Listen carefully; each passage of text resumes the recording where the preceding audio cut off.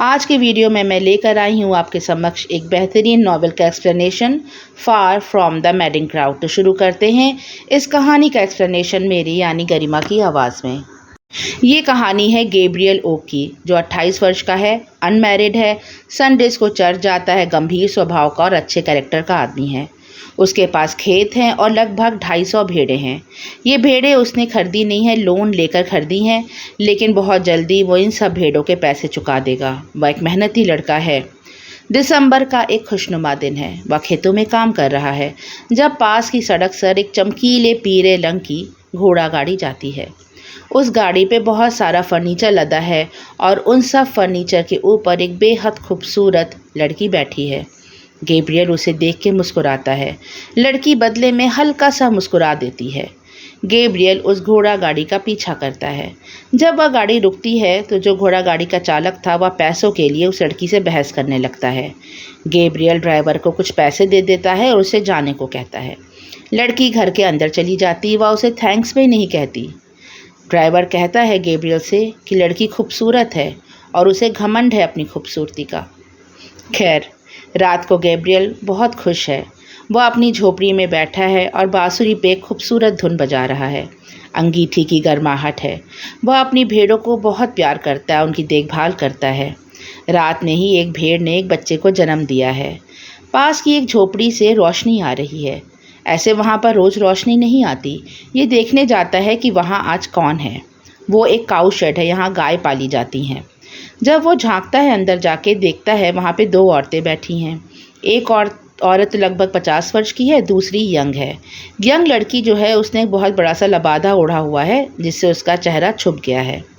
वह दूसरी औरत से कह रही है कि आंटी, अगर हम लोग के पास अच्छा पैसा होता तो हम एक आदमी रख लेते ये सब काम करने के लिए, हमें ये सब काम नहीं करना पड़ता। लेकिन उसकी आंट समझा रही है कि फार्म हाउस पर तो ये सब काम करना ही पड़ता है। गैब्रियल छुप के उन्हें देख रहा है।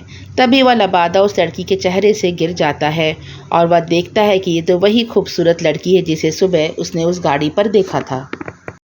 अगले दिन उसे वह लड़की फिर दिखाई देती है। वह घोड़े पर सवारी कर रही थी, लेकिन बिल्कुल लड़कों की तरह। लड़कियां दोनों पैर एक तरफ करके घोड़े पे बैठा करती थी, लेकिन ये लड़की अपनी स्कर्ट्स को उठाए दोनों तरफ सैडल पे पैर रख के बिल्कुल आदमियों की तरह तेज़ घोड़ा दौड़ा रही थी। गैब्रियल उसे देखता ही रह जाता है। फिर शाम हो जाती है। गैब्रियल अपनी हट में जाकर दरवाजे खिड़की बंद करके ठंड से बचने के लिए अंगीठी जला लेता है। ठंड काफ़ी थी और अंदर अंगीठी जल रही थी। गैब्रियल थोड़ी देर में ही सो जाता है, लेकिन जब उसकी नींद खुलती है तो उसे सर में तेज़ दर्द था। वह देखता है कि वह उस खूबसूरत लड़की की गोद में है और वह उसका सर सहला रही है।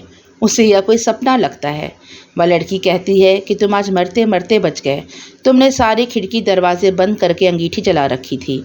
ये तो शुक्र करो तुम्हारा कुत्ता इतनी ज़ोर ज़ोर से भौंका और दरवाज़ा खोलने की वो कोशिश कर रहा था कि उस लड़की को लगा कि कुछ गड़बड़ है।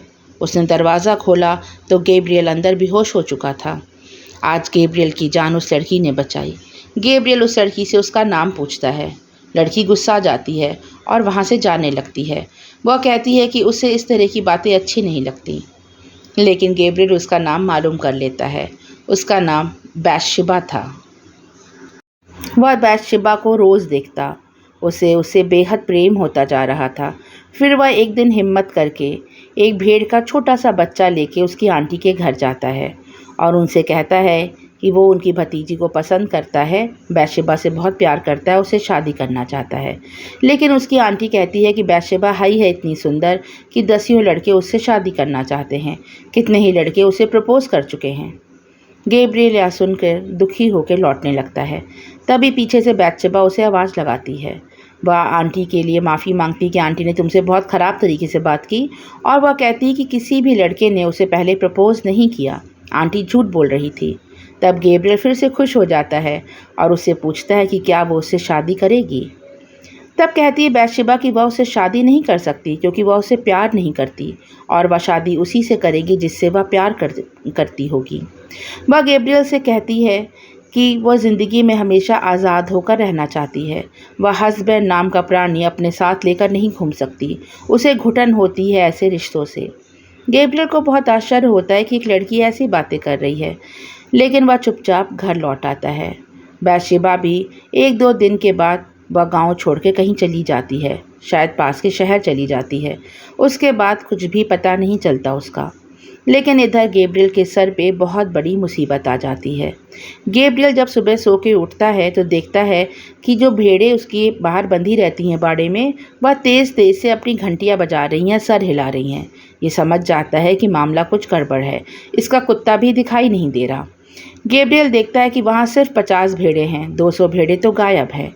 वह तेज़ी से जंगल की तरफ भागता है। ऊंचे टीले पे उसका कुत्ता खड़ा भौंक रहा था। वह जब ऊंचे टीले से नीचे देखता है तो देखता है सारे भेड़ें ऊंची पहाड़ से नीचे गिर चुकी हैं और मर चुकी हैं। दरअसल कुत्ते ने शैतानी की और उन सब भेड़ों को दौड़ाया। भेड़ें घबरा गईं और घबराहट में वो उस पहाड़ से नीचे कूद गईं। गैब्रियल अपने कुत्ते को शूट कर देता है, लेकिन अब उसे ख्याल आता है कि ये सारी भेड़ें तो लोन पर खरीदी हुई थी। बैंक को पैसे वापस करने हैं। बैंक को पैसे लौटाने के लिए गैब्रियल अपना घर, अपनी ज़मीन सब बेच देता है। अब वो बिल्कुल कंगाल हो चुका था।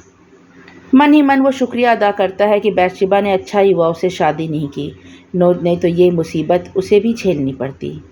अब गैब्रियल को काम की तलाश है। काम की तलाश में वह शहर की ओर जाता है। रास्ते में उसे एक ऊंचे टीले पर से एक रोशनी दिखाई देती है, जैसे कोई चिंगारी जल रही हो। ये सोचता है कि आखिर ये रोशनी कहाँ से आ रही है। पास में जाता है तो देखता है कि बहुत ऊंचा एक भूसे का ढेर है और उस पर आग लग चुकी है। ये शोर मचाता है। वहीं पास से पानी ला के उस भूसे के ढेर पे डालता है। नीचे अनाज भरा पड़ा था। अगर वह आग फैलती तो सारा अनाज जल के खाक हो जाता। उस खेत में काम करने वाले किसान तुरंत उसकी मदद को आते हैं, उसका शुक्रिया अदा करते हैं और अपनी मालकिन को बुलाते हैं। उनकी मालकिन कोई और नहीं बल्कि बैथशेबा थी। दरअसल बैथशेबा शहर अपने अंकल के पास गई थी। उसके अंकल बहुत बीमार थे और मरने से पहले वो अपनी सारी जायदाद बैथशेबा को लिख कर गए थे। बैथशेबा बखूबी इन सब का ख्याल रख रही थी। उसे देखकर गैब्रियल को सारी बातें याद आ जाती हैं जो वो भूल चुकी थी। गैब्रियल भी उसे देखकर बहुत उदास हो जाता है। बैथशेबा गैब्रियल से पूछती है कि क्या वह उसके खेतों पे काम करेगा, उसका मैनेजर बन सकता है। गैब्रियल खुशी खुशी उसकी भेड़ों की और खेतों की रखवाली करने को तैयार हो जाता है। इसके बदले में उसे अच्छे खासे पैसे भी मिलते थे। एक रोज़ जब गैब्रियल काम से लौट रहा था तब उसे वहीं खेत में कोने में बैठी एक बहुत दुखियारी सी लड़की दिखाई दी। वह तुरंत इस लड़की को पहचान जाता है। लड़की उसी के गांव की थी। उसका नाम फैनी रॉबिन था। जैसे ही लड़की गैब्रियल को देखती है वह उससे कहती है कि प्लीज़ किसी को बताना मत कि मैं यहाँ पर काम करती हूँ। दरअसल ये लड़की अपनी प्रेमी के साथ उस गांव से भाग गई थी। इसकी काफ़ी बदनामी भी हुई थी।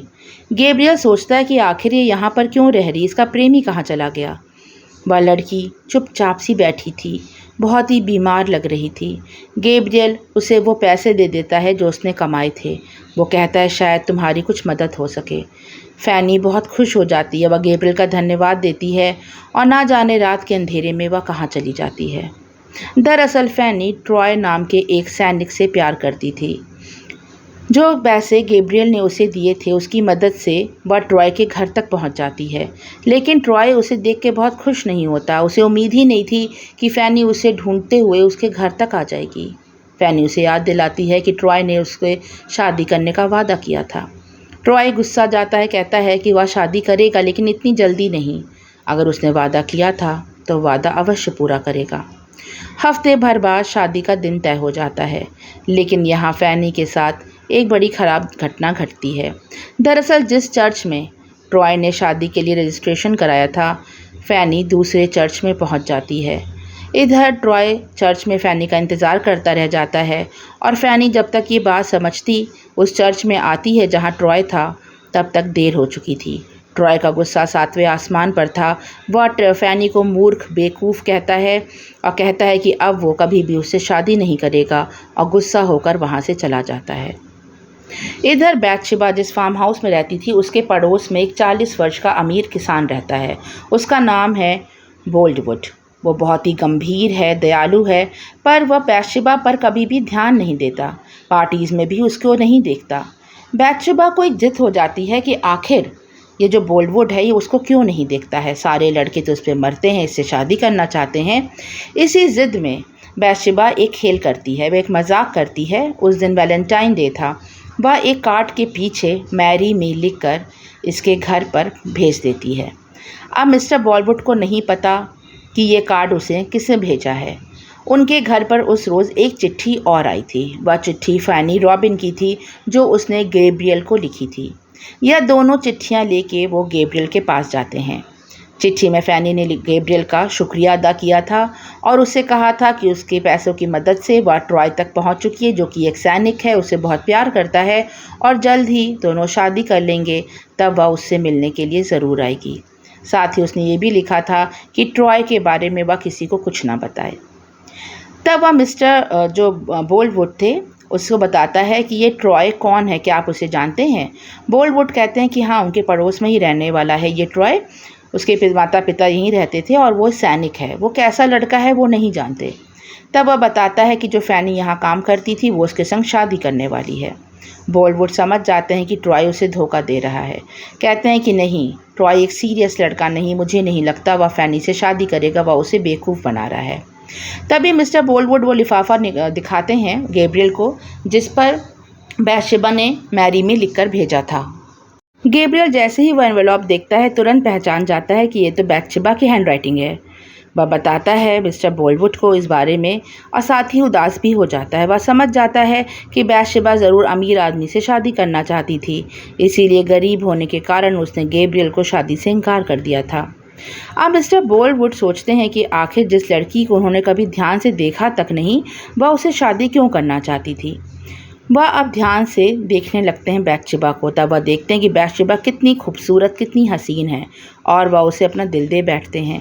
वह मिलने के लिए उसके घर जाते हैं और उससे कहते हैं कि तुमने जो एनवेलॉप भेजा था, शादी का इनविटेशन दिया था, मैं उसे एक्सेप्ट करता हूँ और तुमसे शादी करना चाहता हूँ।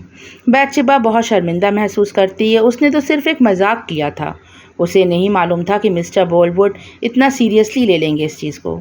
वह उनसे कहती है कि नहीं, मैं आपसे प्रेम नहीं करती, शादी नहीं कर सकती, मुझे माफ़ कर दीजिए, ये सिर्फ एक मजाक था वैलेंटाइन डे पे। वह चाहती थी कि सिर्फ मिस्टर बोलवुड उसकी तरफ ध्यान दें, लेकिन वो नहीं जानती थी कि वह उसके प्रेम में पागल हो जाएंगे। मिस्टर बोलवुड कहते हैं कि उन्हें कोई जल्दी नहीं है, बैतशेबा अपना समय ले, उनके संग घूमे फिरे, समय बिताए और अगर उन्हें वह पसंद करेगी तभी वह शादी करेंगे। बैतशेबा जो है वो बताती है गैब्रियल को भी इस बारे में कि सिर्फ वो मजाक था, वह शादी नहीं करना चाहती मिस्टर बोलवुड से। लेकिन धीरे धीरे मिस्टर बोलवुड और बैतशेबा साथ में घूमने फिरने लगते हैं, खाना खाने लगते हैं, एक दूसरे के घर आने जाने लगते हैं।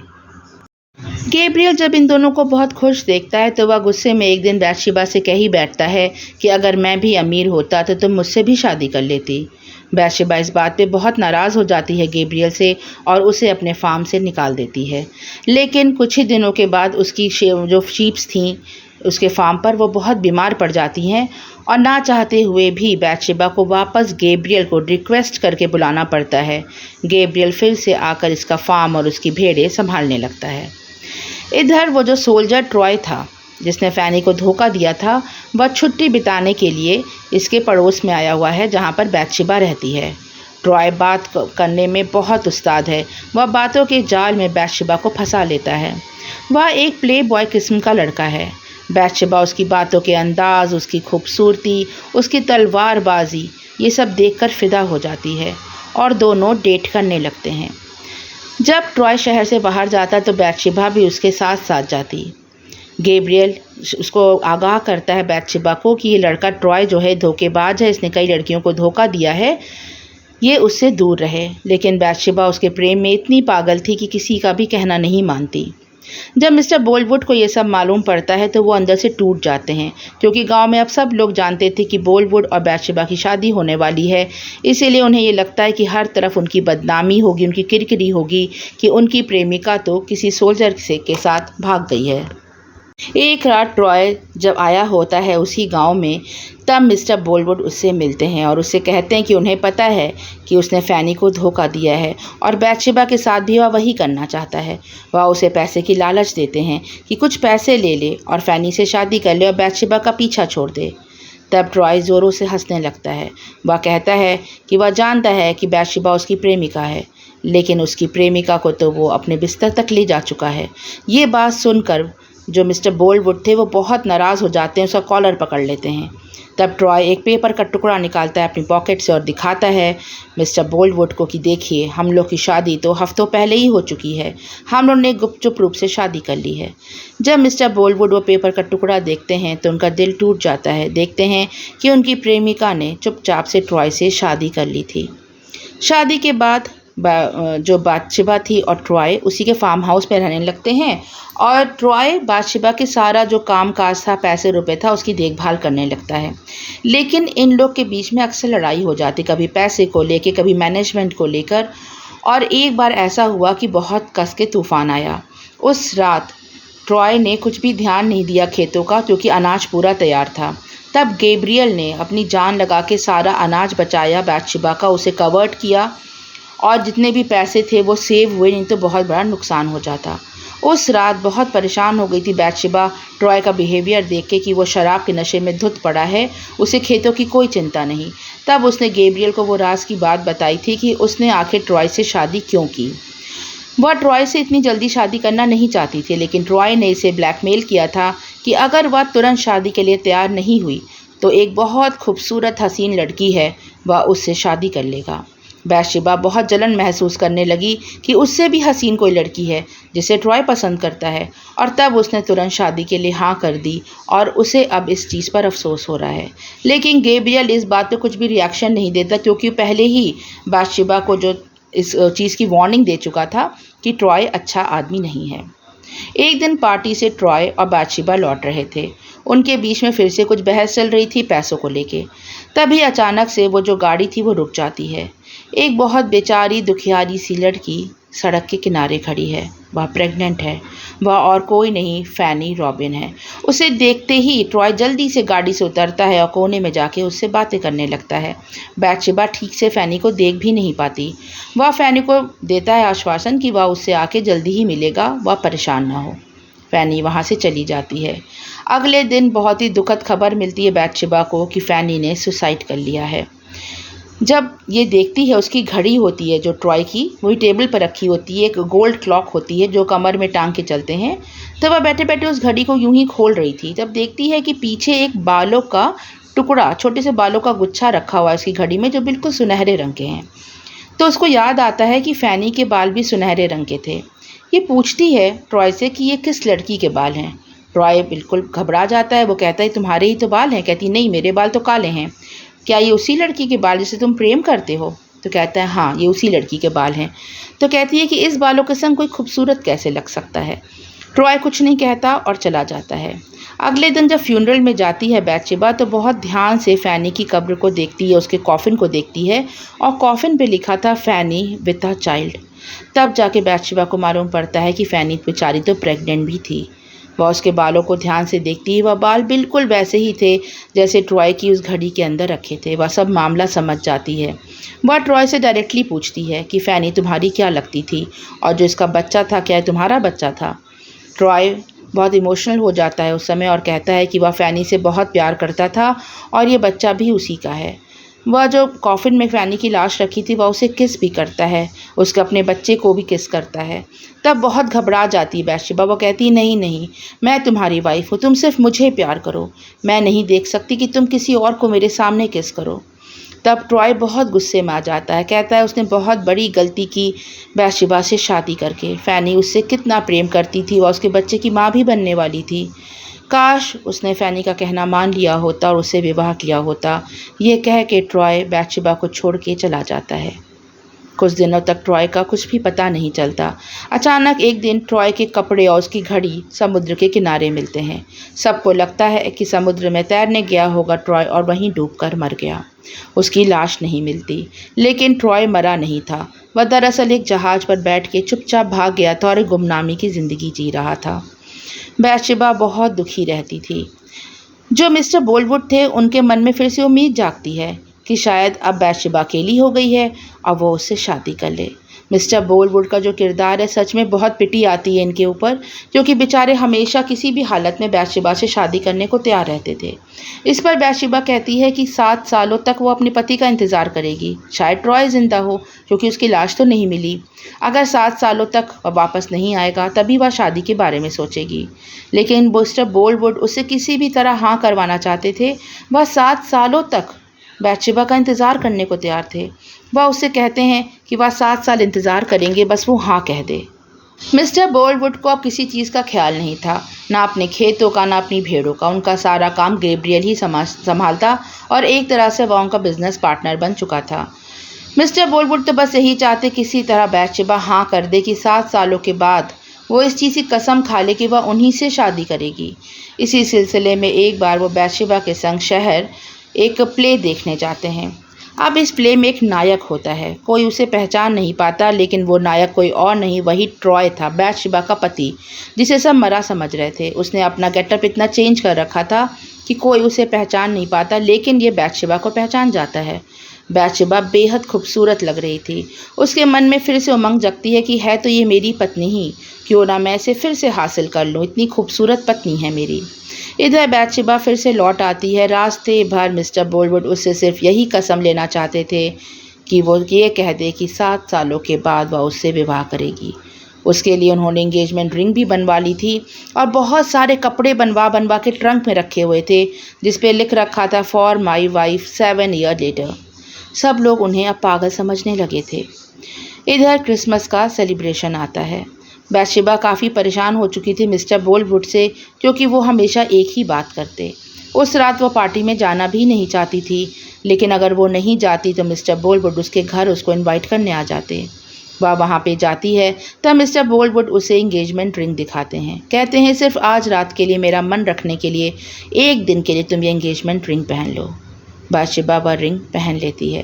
तभी दरवाजे पे बहुत ज़ोरों की खटखटाने की आवाज़ आती है और ट्रॉय धड़ल्ले से अंदर आता है।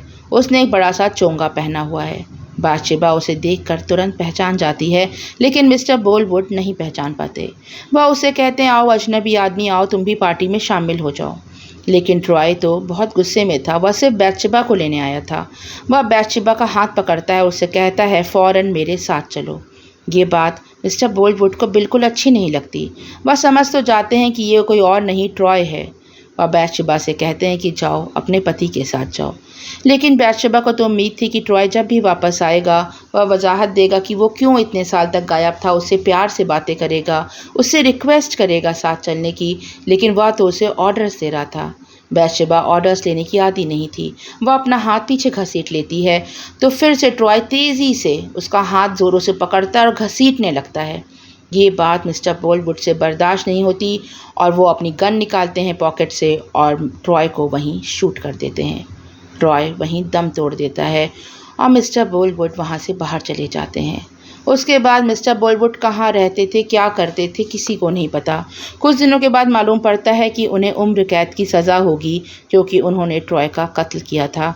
ये बात गैब्रियल बताने आता है बैतशेबा को। साथ ही एक चिट्ठी भी देता है कि अब वो हमेशा हमेशा के लिए जगह छोड़ के जा रहा है, उसका अब दिल नहीं लगता। बैतशेबा यहाँ टूट जाती है।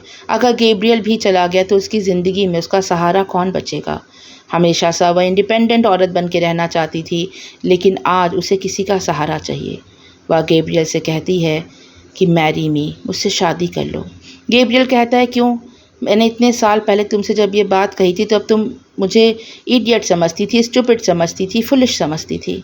तब वो कहती है नहीं, तुमने कभी ज़िद ही नहीं की मुझसे शादी करने के लिए। अगर अब तुम मुझसे शादी करने के लिए हाँ नहीं कहोगे तो मैं टूट जाऊँगी। गैब्रियल मन ही मन तो बैतशेबा को हमेशा से चाहता था, लेकिन अपनी चाहत अपने दिल में छुपा के रखता था। अंत में वो दोनों गाल पकड़ता है बैतशेबा के और कहता है वह उसे हमेशा खुश देखना चाहता है। दोनों एक दूसरे से प्यार का इजहार करते हैं और कुछ दिनों के बाद उनकी शादी हो जाती है और फिर उन लोग खुशी खुशी रहने लगते हैं। नॉवेल बहुत ही रोमांटिक थी, बहुत इंटरेस्टिंग। आपको कैसी लगी ज़रूर बताएं और ऐसी इंटरेस्टिंग कहानियाँ सुनने के लिए जुड़े रहे मेरे चैनल से। Thanks for listening. Bye for now.